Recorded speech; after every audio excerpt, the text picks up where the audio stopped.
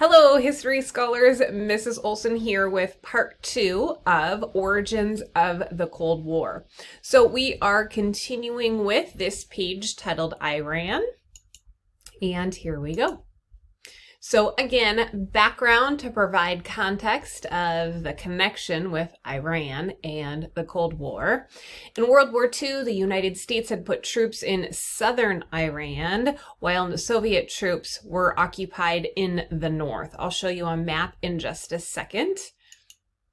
After the war, so 1946, the Soviets did not withdraw their troops from Iran. And Stalin began demanding access to Iran's oil supplies. So he does not run the country of Iran, even though he is in close proximity to it, but he does want their oil. To increase pressure, Soviet troops helped local communists to establish a separate government, separate than the one that was running Iran at that time. This note reads that the U.S. Secretary of State, okay, so remember, it's after the war. Soviet troops haven't left the United States, who is vying for that #1 spot and doesn't want communism to spread. The U.S. Secretary of State demanded that the Soviets withdraw, and they sent the battleship, the USS Missouri, to the eastern part of the Mediterranean, okay, to show the U.S. might, to show their power, to show that they were serious about their demand for the Soviets to withdraw. The Soviet forces do withdraw, okay? In part because with the talks that had happened before the Soviets withdrew, they were promised joint ownership of the Soviet Iranian Oil Company. That actually didn't happen. They were promised that, but they didn't get it because the Iranian parliament later rejected it. Okay, so here is a view of this area of the world. We have got the Soviet Union, who occupies most of this portion up here. Here is the country of Iran. Okay. Here is the Mediterranean Sea where the USS Missouri was stationed to show that military might, that American military might. So you can see that the Black Sea is close right here. This is the country of Turkey, and they want access through this direction and also through this direction, as well as Iranian oil.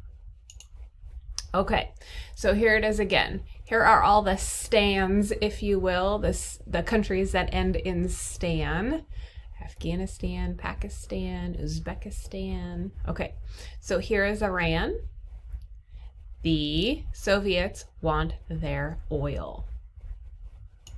All right, Turkey. We are going to turn our attentions to Turkey, and I mentioned just a little bit ago. Okay, once again, here is Iran right here. Okay, this is the country of Turkey, and the Soviets are going to want access through this portion right here. So let's get into that. I'll move this.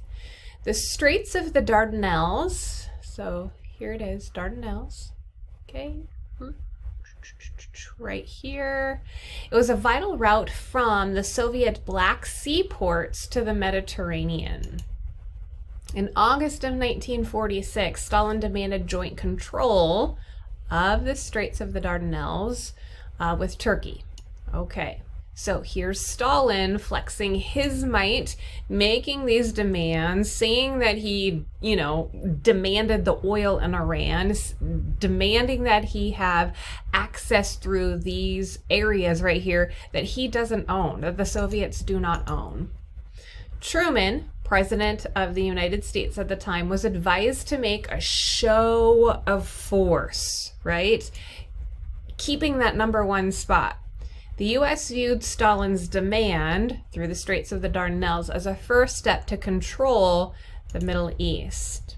So Truman, American president, orders new aircraft carrier, the Franklin Delano Roosevelt, to join the Missouri in protecting Turkey and the Mediterranean. Now, at the same time, we're still good friends with the British. The British tried to help Greece. Okay, after 6 months of the British trying to help the Greeks fight communism in their own countries, they had to give it up because it was just too much for Britain's economy. And we also have to remember that Britain was still recovering from World War II.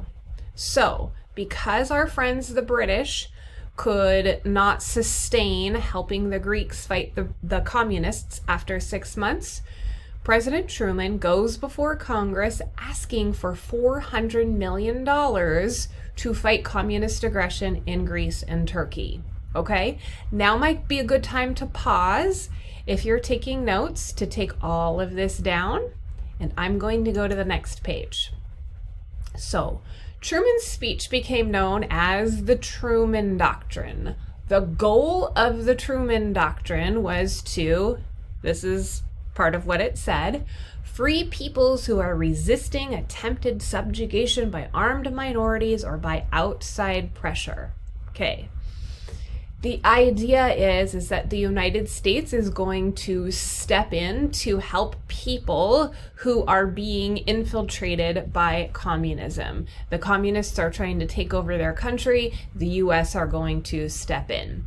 The immediate effects of the Truman Doctrine is that it does stabilize the Greek government and that it also eases Soviet demands in Turkey. So it kind of helps to push the Soviets out of there, that $400 million. The long-term effect of this is that it helps the United States to fight communism worldwide. Okay, so our policy of containment is at work here. The Truman Doctrine, I might put a star by that one if I were taking the notes. The Truman Doctrine was actually the speech that Truman used to ask Congress for $400 million, and then it becomes part of the American mindset, our foreign policy, to fight communism worldwide. Okay, so here are some images to reinforce that. This is the actual speech that he gave in front of Congress. Let's see. Yeah, here is the date, March 12th, 1947. Address of the President of the United States delivered before a joint session of the Senate and the House. Here is a newspaper headline from the New York Times.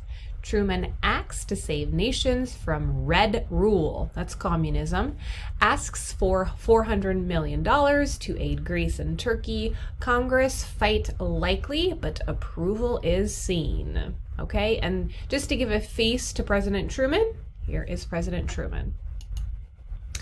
And some political cartoons to reinforce that idea. Truman, aid to Greece and Turkey. Haha. A little bit of humor in there. Now to keep the vultures off is what it says on the bottom. And these vultures have graft, waste, and corruption written at the top of it. All right, so move this just a little bit. This is representing Stalin. You can see the hammer and sickle, the communist symbol. Down here at the bottom, it's faint, but it says, can he block it? Here is the Marshall Plan. Here is European recovery. Okay, so going into the Marshall Plan. The Marshall Plan was named after George C. Marshall, who again works for the American government, and it's his idea on how to help Western Europe come back from the devastations of war. There were a lot of economies that were in ruin. A lot of people were starving, right? We're talking about war-torn Europe. Imagine the fields of France and Germany. They used to grow things for people to eat. They used to raise cattle and pigs and chicken beyond all of the vegetables and the fruit, all of the produce. So if we just take that snippet of what Europe looked like after the war, it was very hard for Europe to recover. It was also in political chaos because of governments that were toppled, governments that didn't have any money, people that were, they thought that communism was the answer, okay? So in 1947, George C. Marshall proposed the European Recovery Plan. It becomes known as the Marshall Plan. It gives European nations American aid to rebuild their economies. And so what this is putting money in those countries. Truman saw that the Truman Doctrine, that's what this TD is, and the Marshall Plan, they were essential for containment. More on the Marshall Plan. The USSR and their satellite nations, they rejected it. So the Americans offered those countries money as part of the Marshall Plan, and those countries did not take the United States up on it. The Soviets developed their own economic program, and at the same time, the Marshall Plan pumped billions of supplies, machinery, and food into Western Europe. That is what the Marshall Plan was. So besides money, we're giving them supplies, we're giving them things to help restart their country, and we're also helping to feed Western Europe. Here's the catch with the Marshall Plan. The countries that said, yes, I want the money, the machinery, the supplies from the Marshall Plan, they actually then had to buy the rebuilding tools from American companies. That's how America benefited from it economically. Now, Western Europe's recovery, and they did recover with help from the Marshall Plan, Western Europe's recovery weakened the appeal of communism and opened new markets for trade. So America helps them get back on their feet. America also makes money off of it, and Western Europe becomes happy nations again. Okay, so a few propaganda posters for the Marshall Plan. This stands for the European Recovery Program, the same thing. It just becomes known as the Marshall Program later. Ending with a political cartoon. This says, this will help to keep you going until 1952. Look, there's fertilizer, there's a rake, there's a hoe, there's a watering can. Here's some Marshall aid. Thanks, I think I can produce enough to pay for all I need by then. And then representing Western Europe. Here's another one, European Recovery Plan. Here's Marshall blowing wind right into the windmill to help them recover. The windmill building says Europe on it. And here's another one.